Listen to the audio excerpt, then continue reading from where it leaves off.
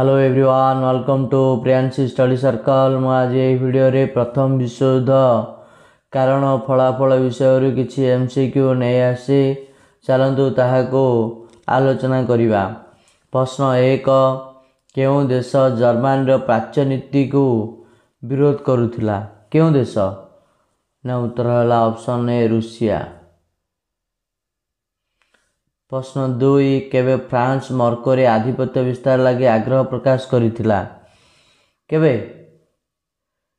ना? उत्तर है option D 1904 मसीहा। प्रश्न 3, मर्कोर सार्वभौम बजाय रखिबारे समस्त प्रकार साहाय्य करिवे बोली केबे काइजर घोषणा करथिले? केबे ना? उत्तर है ऑप्शन सी 1905 मसीहा मार्च मासरे।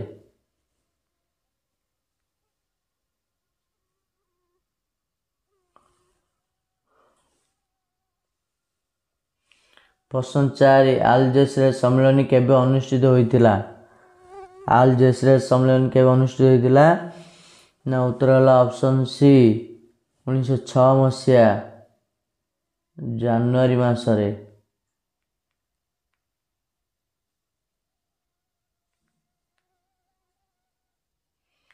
प्रश्न 7, रूसिया और तुर्की मध्य केबे युद्ध होइतिला? केबे ना? उत्तर है ऑप्शन डी 1877 मसीहा। प्रश्न 6, 1878 मसीह अनुष्ठित बर्लिन महासभार राजीनामा बल रे बोस्निया और हर्जेगोविना प्रदेश को केवल दखल और शासन करने पाई काहाको हस्तांतर करा जाइथिला? काहाको ना? उत्तर है ऑप्शन डी ऑस्ट्रिया। प्रश्न 7,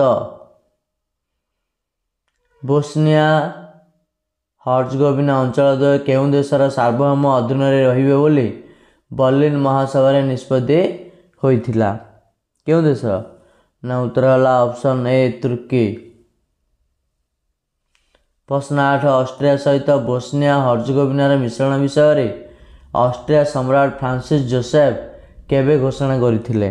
केबे ना? उत्तर है ऑप्शन डी 1908 मसीहा अक्टोबर 7 तारीख।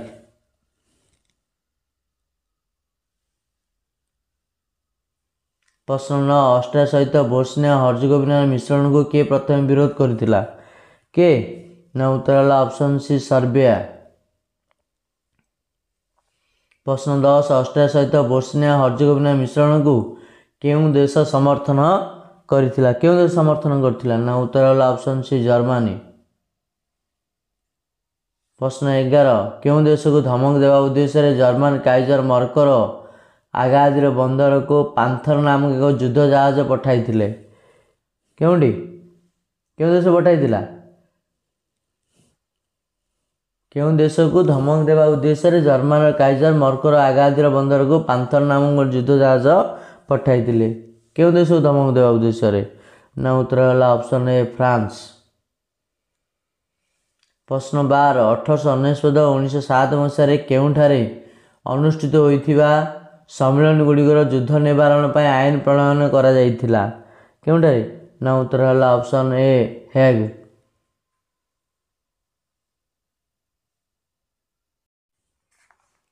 प्रश्न 13, 1914 मसीहा जून 28 तारीख रे ऑस्ट्रिया राजगादीर उत्तराधिकारी आर्कड्यूक फ्रांसिस फर्टलैंड एवं तांका पत्नी सोफिया को केउंठारे हत्या करा जाइथिला? केउंठारे ना? उत्तर है ऑप्शन डी साराजेभो। प्रश्न 14, फ्रांसिस फर्टलैंड और सोफिया हत्या केउं युद्धर आशु कारण थिला? केउं युद्धर ना? उत्तर है ऑप्शन ए प्रथम विश्वयुद्धर। प्रश्न 15, फ्रांसिस फर्टलैंड और सोफिया हत्या पाई ऑस्ट्रिया काहाको दायी करिथिला? काहाको दायी करथिला? ना? उत्तर है ऑप्शन सी सर्बिया।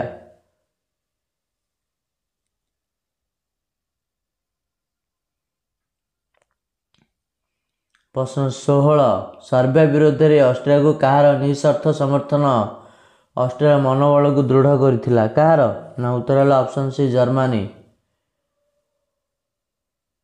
प्रश्न 17, 1914 मसीहा जुलाई 23 तारीख में ऑस्ट्रिया 10टी ସର୍ତ୍ତ ସମ୍ବଳିତ ଏକ ଚରମପତ୍ର କାହା ନିକଟକୁ ପଠାଇଥିଲା? କାହା ନିକଟକୁ?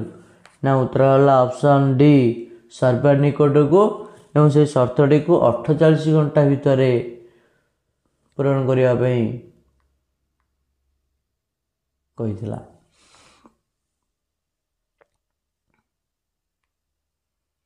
ପ୍ରଶ୍ନ 18 ବିଦେଶୀ ଘୁଷୁରୀ ରପ୍ତାନି କେଉଁ ଦେଶର ଏକ ପ୍ରଧାନ ବ୍ୟବସାୟ ଥିଲା? କେଉଁ ଦେଶର? ନା ଉତ୍ତର ହେଲା ଅପସନ୍ ସି ସର୍ବିଆ। ପ୍ରଶ୍ନ 19 ଆଡ୍ରିଆଟିକ୍ ସାଗରକୁ ସର୍ବିଆର ପ୍ରବେଶ ବନ୍ଦ କରିବା ଦ୍ୱାରା ସର୍ବିଆର ବ୍ୟବସାୟରେ କ୍ଷତି ହୋଇଥିଲା ଏବଂ ସର୍ବିଆ ଏହାକୁ କେଉଁ ଦେଶର ଘୁଷୁରୀ ରାଜନୀତି ବୋଲି ଅଭିହିତ କରିଥିଲା? କେଉଁ ଦେଶର? ନା ଉତ୍ତର ହେଲା ଅପସନ୍ ଏ ଅଷ୍ଟ୍ରିଆ।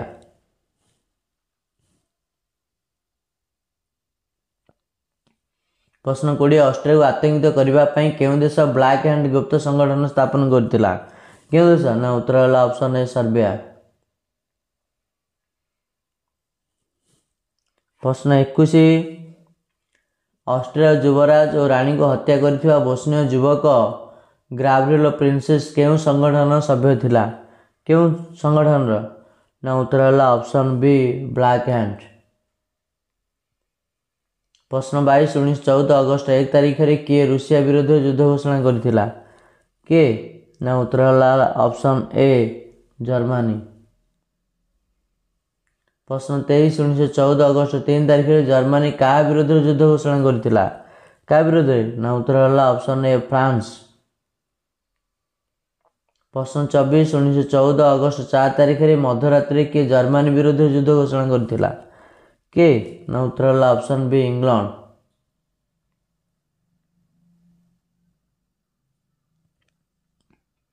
ପ୍ରଶ୍ନ 25 ଅଷ୍ଟ୍ରିଆ ସର୍ବିଆ ବିରୋଧରେ ଯୁଦ୍ଧ ଘୋଷଣା କରିବାର 3 ଦିନ ପରେ କିଏ ଅଷ୍ଟ୍ରିଆ ବିରୋଧରେ ଯୁଦ୍ଧ ଘୋଷଣା କରିଥିଲା?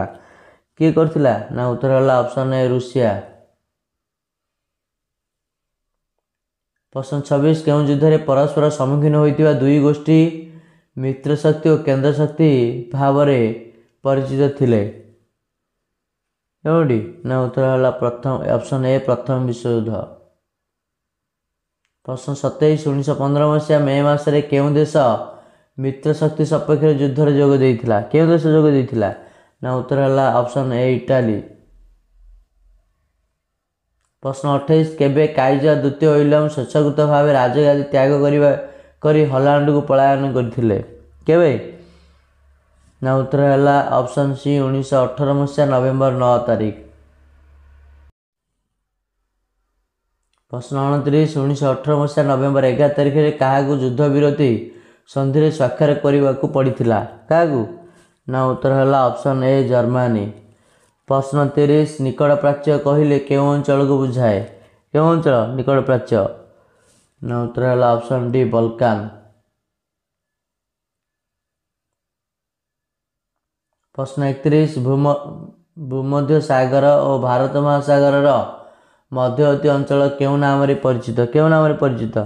ନା ଉତ୍ତର ହେଲା ଅପସନ୍ ବି ମଧ୍ୟପ୍ରାଚ୍ୟ।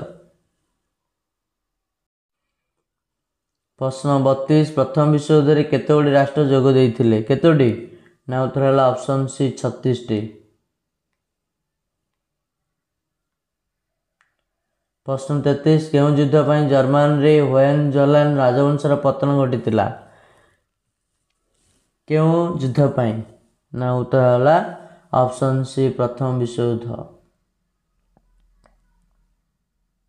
ପ୍ରଶ୍ନ 34 ପ୍ରଥମ ବିଶ୍ୱଯୁଦ୍ଧ ପାଇଁ ଅଷ୍ଟ୍ରିଆର କେଉଁ ରାଜବଂଶର ପତନ ଘଟିଥିଲା? ଅଷ୍ଟ୍ରିଆର? ନା ଉତ୍ତର ହେଲା ଅପସନ୍ ବି ହାବସବର୍ଗ। ପ୍ରଶ୍ନ 35 କେଉଁ ଯୁଦ୍ଧ ପାଇଁ ରୁଷିଆରେ ରୋମାନୋଭ ରାଜବଂଶର ପତନ ଘଟିଥିଲା? କେଉଁ ଯୁଦ୍ଧ ପାଇଁ? ନା ଉତ୍ତର ହେଲା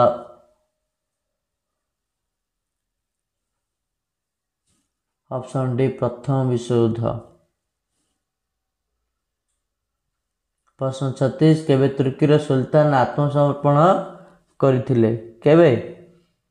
ନା ଉତ୍ତର ହେଲା ଅପସନ୍ ସି 1922 ମସିହା ନଭେମ୍ବର ମାସରେ।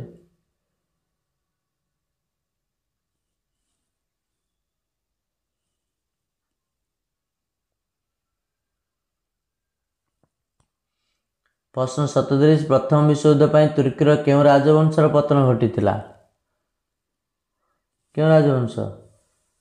ନା ଉତ୍ତର ହେଲା ଅପସନ୍ ଡି ଉସ୍ମାନି।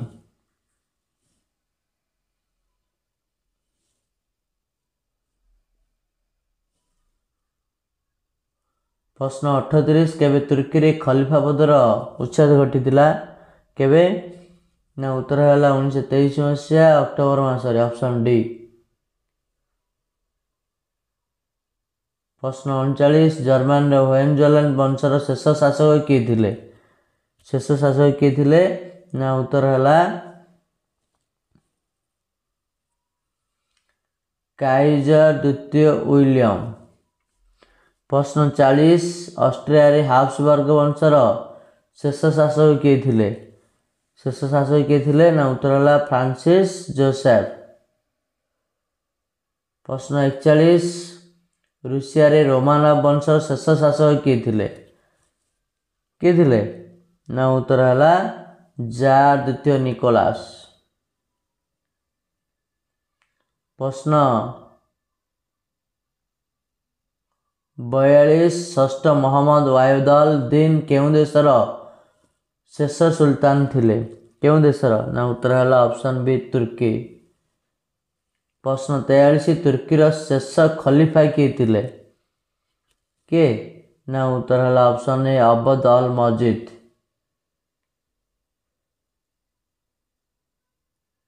ପ୍ରଶ୍ନ 44 ପ୍ୟାରିସଠାରେ କାହା ସହିତ ଟ୍ରାୟାନନ୍ ଚୁକ୍ତି ସ୍ୱାକ୍ଷରିତ ହୋଇଥିଲା? ଟ୍ରାୟାନନ୍ ଚୁକ୍ତି କାହା ସହିତ ହୋଇଥିଲା? ନା ଉତ୍ତର ହେଲା ଅପସନ୍ ଏ ହଙ୍ଗେରୀ। ପ୍ରଶ୍ନ 45 ପ୍ୟାରିସଠାରେ କାହା ସହିତ ନିଉଲି ଚୁକ୍ତି ସ୍ୱାକ୍ଷରିତ ହୋଇଥିଲା? ନିଉଲି ଚୁକ୍ତି କାହା ସହିତ ସ୍ୱାକ୍ଷରିତ ହୋଇଥିଲା? ନା ଉତ୍ତର ହେଲା ଅପସନ୍ ସି ବୁଲଗେରିଆ। ପ୍ରଶ୍ନ 46 ସେଭାସ୍ ଓ ଲସେନ୍ ଚୁକ୍ତି ପ୍ୟାରିସଠାରେ କାହା ସହିତ ସ୍ୱାକ୍ଷରିତ ହୋଇଥିଲା? କାହା ସହିତ? ନା ଉତ୍ତର ହେଲା ଅପସନ୍ ଏ ତୁର୍କୀ। ପ୍ରଶ୍ନ 47 ପ୍ୟାରିସ ଶାନ୍ତି ସମ୍ମିଳନୀ କିଏ 14 ସୂତ୍ରୀ କାର୍ଯ୍ୟକ୍ରମ ଉପସ୍ଥାପନ କରିଥିଲେ? କିଏ? ନା ଉତ୍ତର ହେଲା ଉଡ୍ରୋ ୱିଲସନ୍। ପ୍ରଶ୍ନ 48 କାହା ପ୍ରସ୍ତାବ ଅନୁଯାୟୀ ଜାତିସଂଘ ଗଠିତ ହୋଇଥିଲା? କାହା ପ୍ରସ୍ତାବ ଅନୁଯାୟୀ? ନା ଉତ୍ତର ହେଲା ଉଡ୍ରୋ ୱିଲସନ୍। ପ୍ରଶ୍ନ 49 କ୍ଲିମେନ୍ସୁ କେଉଁ ଦେଶର ପ୍ରଧାନମନ୍ତ୍ରୀ ଥିଲେ? କେଉଁ ଦେଶର ପ୍ରଧାନମନ୍ତ୍ରୀ ଥିଲେ କ୍ଲିମେନ୍ସୁ? ନା ଉତ୍ତର ହେଲା ଅପସନ୍ ବି ଫ୍ରାନ୍ସ। ପ୍ରଶ୍ନ 50 ଲର୍ଡ ଜର୍ଜ କେଉଁ ଦେଶର ପ୍ରଧାନମନ୍ତ୍ରୀ ଥିଲେ? କେଉଁ ଦେଶର? ନା ଉତ୍ତର ହେଲା ଅପସନ୍ ସି ଇଂଲଣ୍ଡ। ପ୍ରଶ୍ନ 51 ଉଡ୍ରୋ ୱିଲସନ୍ କେଉଁ ଦେଶର ରାଷ୍ଟ୍ରପତି ଥିଲେ? କେଉଁ ଦେଶର? ନା ଉତ୍ତର ହେଲା ଅପସନ୍ ବି ଯୁକ୍ତରାଷ୍ଟ୍ର ଆମେରିକା। ପ୍ରଶ୍ନ 52 ପ୍ରଥମ ବିଶ୍ୱଯୁଦ୍ଧ ପରେ କାହା ଉପରେ ଆଧାରିତ ଚିନ୍ତାଧାରାକୁ ଅଧିକ ଗୁରୁତ୍ୱ ଦିଆଯାଇଥିଲା? କାହା ଉପରେ? ନା ଉତ୍ତର ହେଲା ଅପସନ୍ ଡି ଜାତୀୟତାବାଦ। ପ୍ରଶ୍ନ 53 ଯୁକ୍ତରାଷ୍ଟ୍ର ଆମେରିକାର କେଉଁ ରାଷ୍ଟ୍ରପତି ପ୍ୟାରିସ ଶାନ୍ତି ସମ୍ମିଳନୀରେ ଆତ୍ମସିଦ୍ଧାନ୍ତ ଆତ୍ମନିଷ୍ପତ୍ତି ନୀତି ଉପରେ ଗୁରୁତ୍ୱ ଦେଇଥିଲେ? କେଉଁ ରାଷ୍ଟ୍ରପତି? ନା ଉତ୍ତର ହେଲା ଅପସନ୍ ସି ଉଡ୍ରୋ ୱିଲସନ୍। ପ୍ରଶ୍ନ 54 ପ୍ୟାରିସ ଶାନ୍ତି ସମ୍ମିଳନୀର ଅବ୍ୟବହିତ ପରେ କେତୋଟି ନୂତନ ରାଷ୍ଟ୍ର ଗଠିତ ହୋଇଥିଲା? କେତୋଟି? ନା ଉତ୍ତର ହେଲା ଅପସନ୍ ଡି 8ଟି। ପ୍ରଶ୍ନ 55 ପ୍ରଥମ ବିଶ୍ୱଯୁଦ୍ଧ ପରେ ରାଷ୍ଟ୍ରମାନଙ୍କୁ କାହିଁକି ବହୁ ପରିମାଣରେ କାଗଜ ଟଙ୍କା ପ୍ରଚଳନ କରିବାକୁ ପଡ଼ିଲା? କାହିଁକି? ନା ଉତ୍ତର ହେଲା ଅପସନ୍ ବି ଭାରୀ ସଂଖ୍ୟାର ଋଣ ଯୋଗୁଁ।